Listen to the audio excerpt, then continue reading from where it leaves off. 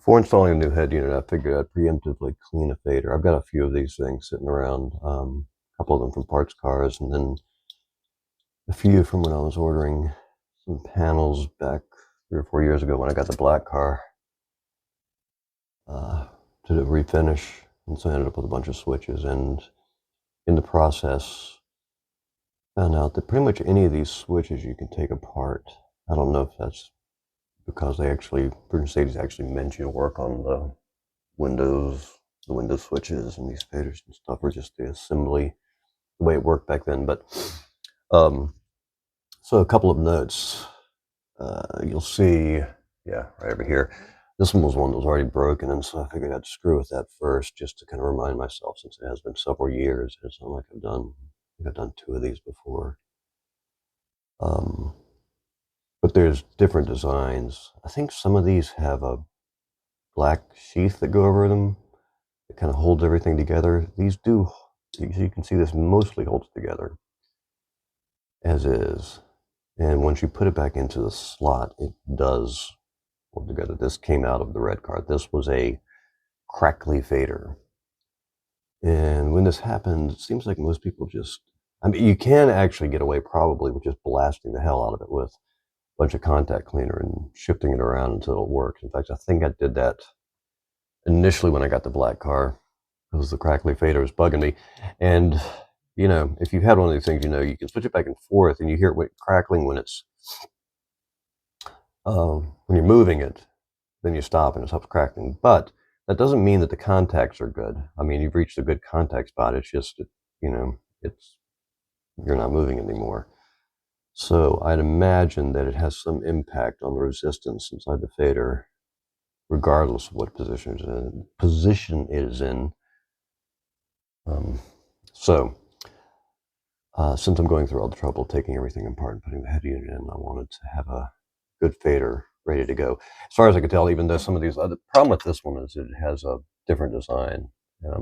Maybe I'll look into later, but I feel pretty confident I could have pulled it apart, but you can see the difference here is it has this little peg that goes through, which I think I could have I think I had a workaround for it, but it was already cracked, and so I just pulled the thing apart because I wanted to see what was inside it. Reminded myself. So first thing I would advise doing is, I've got everything set up here near my sink, just because that's a good spot for me to work on this stuff. One thing to note right here, okay, before we get further, the detent position, where it's at 0, or not 0, but equal fade between front and back. Keep that in mind. One thing that kind of annoys me about these is that it's hard to, if you just want to do it just a little bit, it's hard because it really wants that stick in that middle position. So one thing I did was I just blasted this with contact cleaner and used a dirty toothbrush to clean everything off so I could see things better.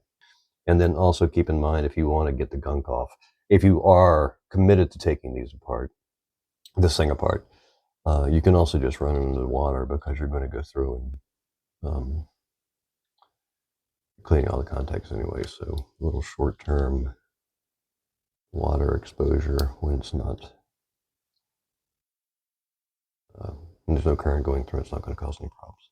So you can see this, not all that complicated, although same caution you'd exercise with any of these pieces is that they're old and likely brittle.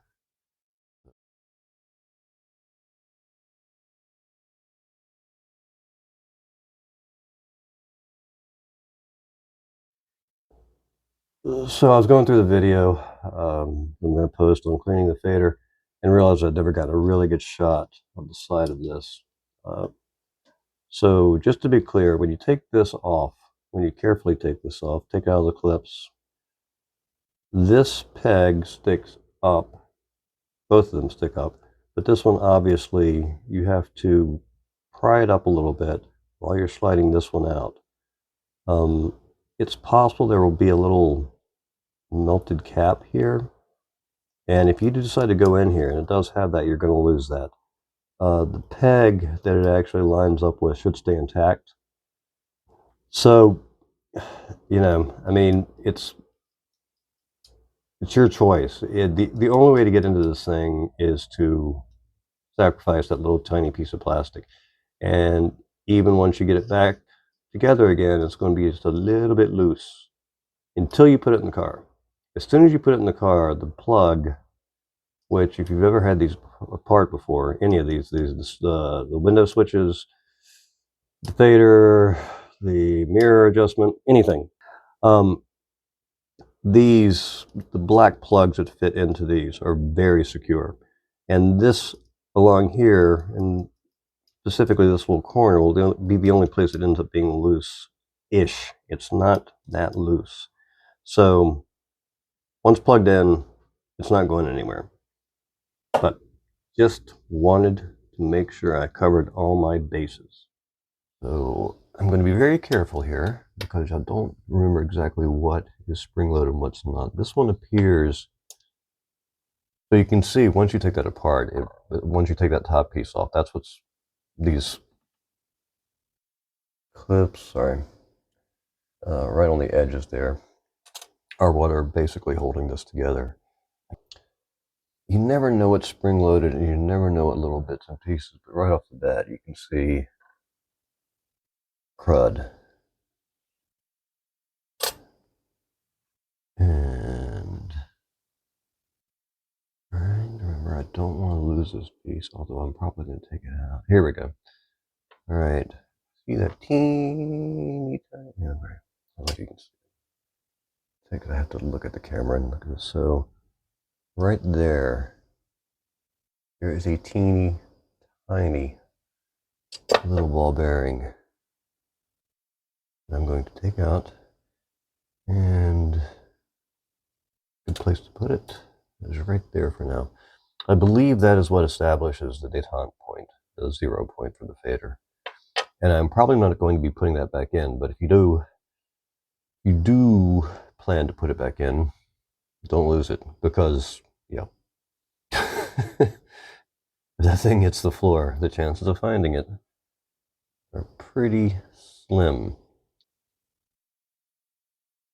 Yeah, it's not so bad. So say one peg here slides up, and this wiggles out. All right, so while you're in there, might as well. So a little bit of contact cleaner, which I'm going to do over here. I don't really want to use the toothbrush on this. I'm not sure how delicate these are. And my recollection is I didn't have to spend a whole lot of time taking the fader from the black car, which is incredibly crackly and just fine and dandy. I'll clean it up. Probably a little more these contacts. Don't mind brushing these up a bit. But all this stuff cleans up. I think a lot of this isn't even corrosion. If you think about the fact, and you'll even see these, I saw this with the window switches from the center console.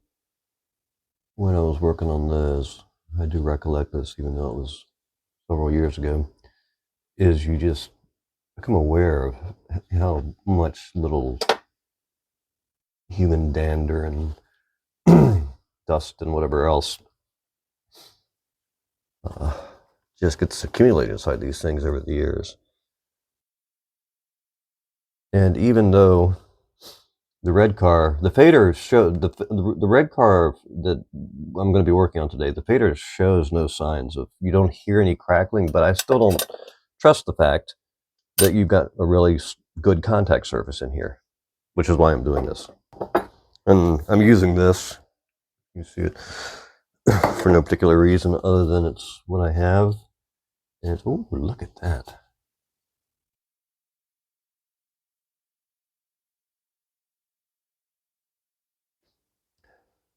Look how much better that looks.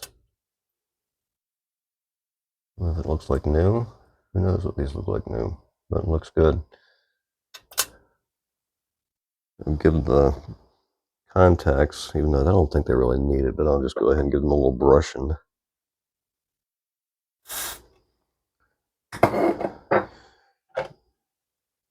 Just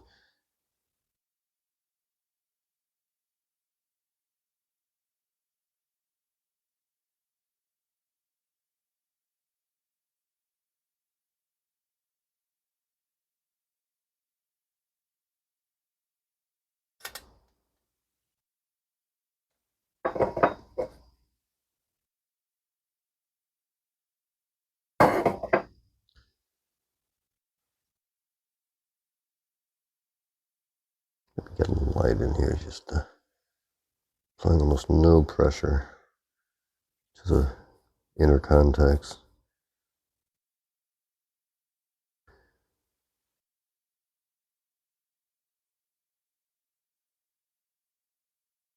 All right.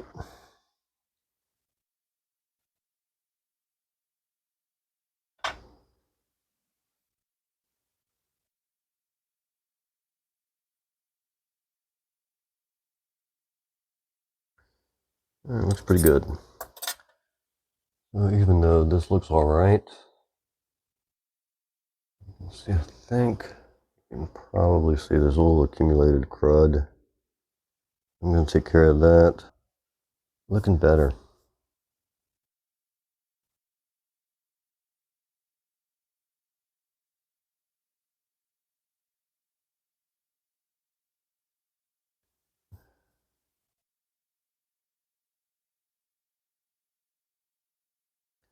Because these are pretty simple pieces. They're not cracked, they're not damaged.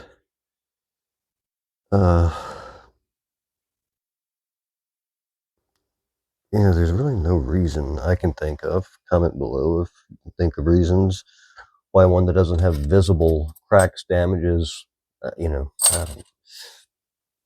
why cleaning would not fix these. I'm gonna grab a Q-tip, just get inside that wheel because it's bugging me. One of the other things I'll be doing with this while it's apart is trying to return fader pieces to black looking.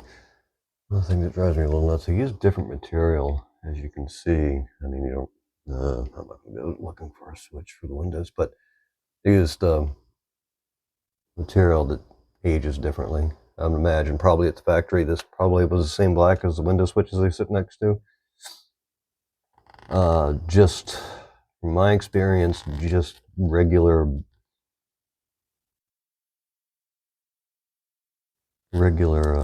like Armor All type stuff, dressing 303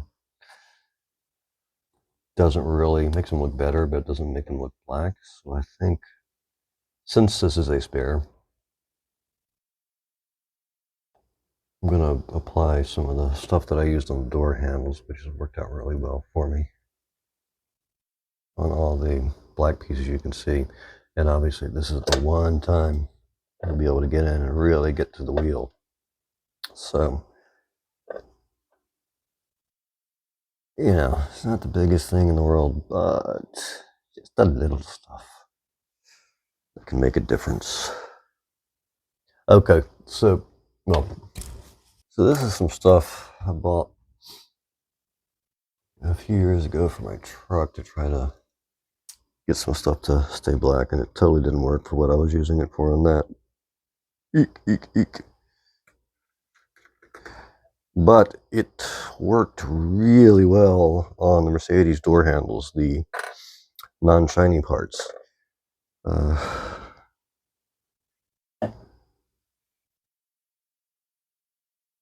going to try it on this.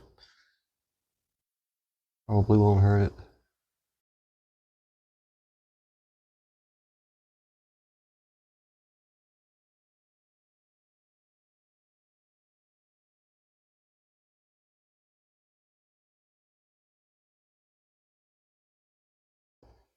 I think I've got pretty good coverage, and yeah, not so bad.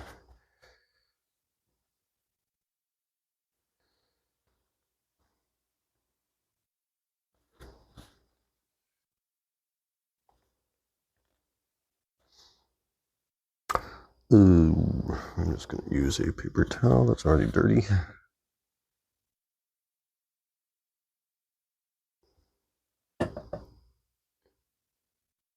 Really glop it on this thing, because it's obviously the most visible.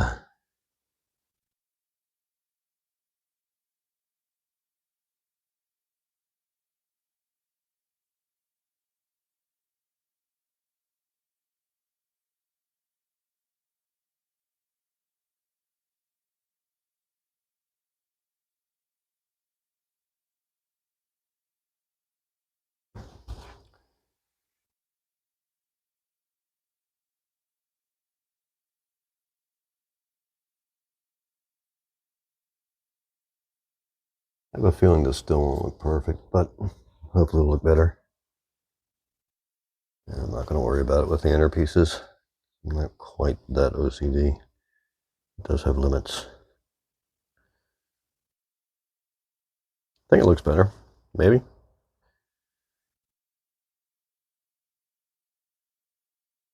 feel like what I'm dealing with is a combination of oxidation and crud and dirt.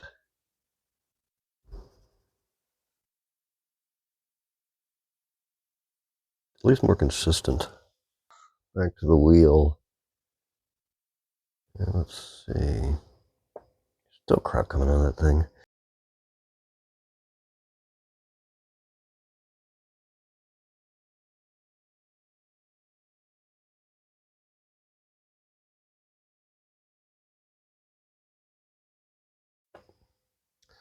So, regarding the little tiny ball bearing, why, you may ask, would I leave it out? It's because there's enough resistance in these things when you put them back together that I don't think it's really necessary. The only thing that thing does is just annoy the crap out of me. I don't think it matters which way the wheel goes in, as long as you have the right part facing up, which is pretty easy to tell. So now, this is obvious, I think, right? Slide this, everything looking clean. Slide that back in, can you see?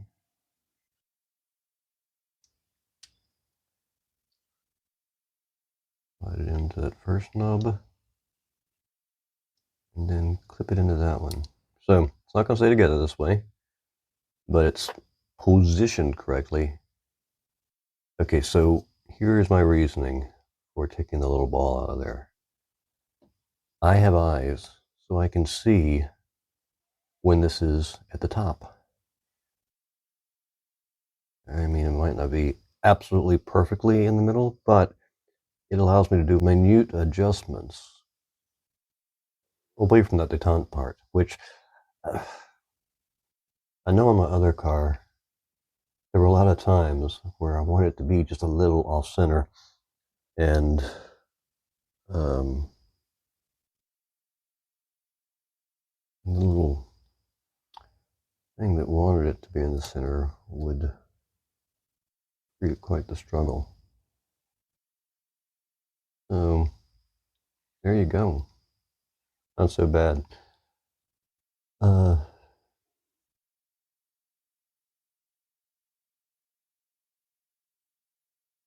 think it's pretty good. We'll see. So I will patch in, or I will have already patched in some video into this showing, but looks better. And like I said, I mean, it's, it may look a little loose while I'm doing this, but there's literally, you would have to have a head-on collision with somebody for it to move. And as long as you have fingers, you can always reset it.